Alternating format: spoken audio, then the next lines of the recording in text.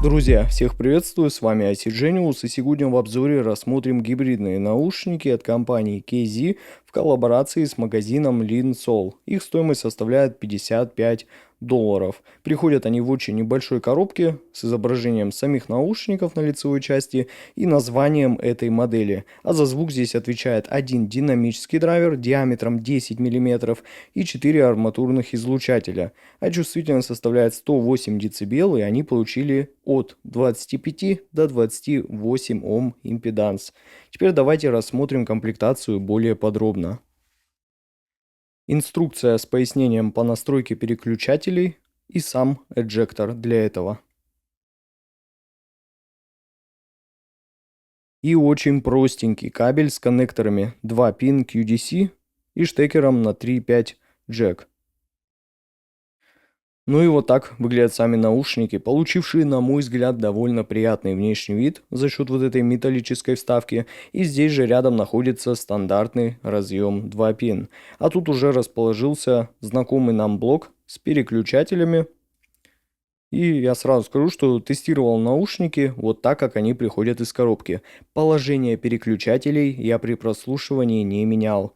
И как вы уже, наверное, заметили, внутренняя часть корпуса тут полностью прозрачная, за счет чего мы можем лицезреть тот самый динамический драйвер, и тут же имеется отверстие для компенсации. И также два блока с арматурными излучателями расположились вот здесь и вот тут.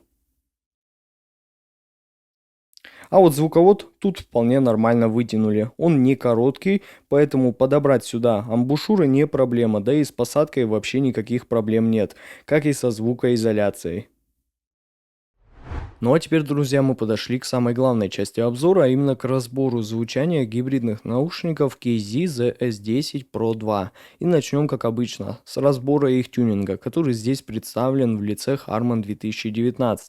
И первое, что бросается в глаза, это очень даже хорошее усиление низких частот на 11 дБ, что уже на самом деле таки довольно неплохо и дает басу пробиваться как можно сильнее во многих композициях. И это сразу ощущается, что да, это ушки с таким уже более основательным и акцентированным басом. Но вот все-таки иногда область верхней середины начинает немного тянуть одеяло на себя.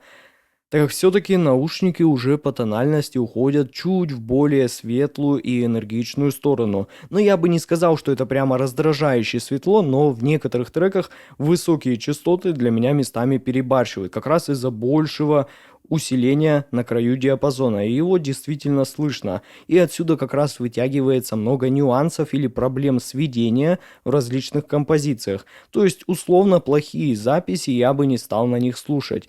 Но вот если со сведением и мастерингом все в порядке, то мы уже вполне имеем интересную и драйвовую подачу. Да, наушники в этот раз, конечно, не про нейтральность, но тем не менее. Для разбавления контента я считаю, почему бы их и не обсудить. Низкие частоты тут действительно представлены очень бодро, с хорошим напором на сабасе и явно выделенным дополняющим панчем на мидбасе, с довольно быстрым импульсом, поэтому бас тут нисколько не смазанный на удар, а наоборот, явно четко выделенный, и его образ воспринимается довольно широко в пространстве, да и прорисовка текстуры и слышимость сатурации находится на очень даже хорошем по прозрачности уровне, что даже удивительно.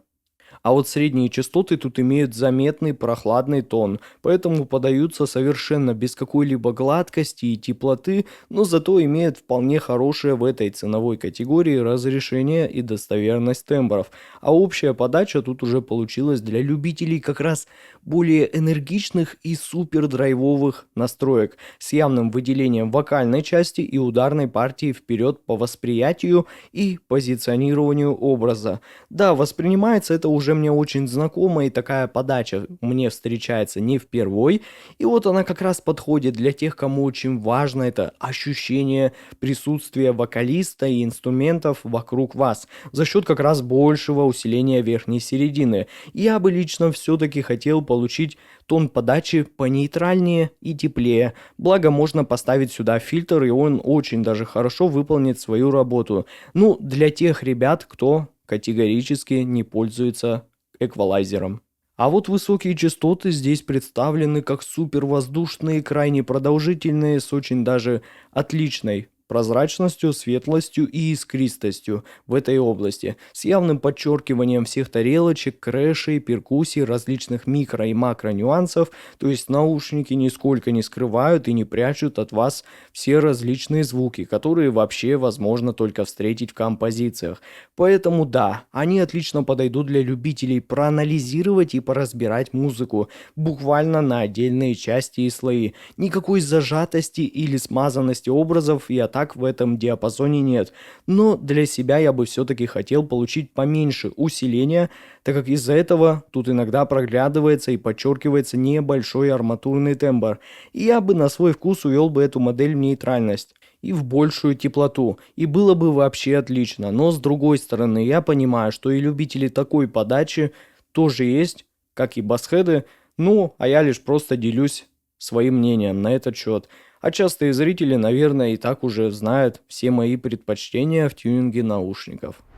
А вот вывод по этим наушникам у меня получился таков. KZ-ZS10 Pro 2 получились на редкость в последнее время тонально светлыми, но при этом очень даже техничными гибридными наушниками с уверенным, качественным на воспроизведение басом и более задорной и энергичной подачей средних и высоких частот.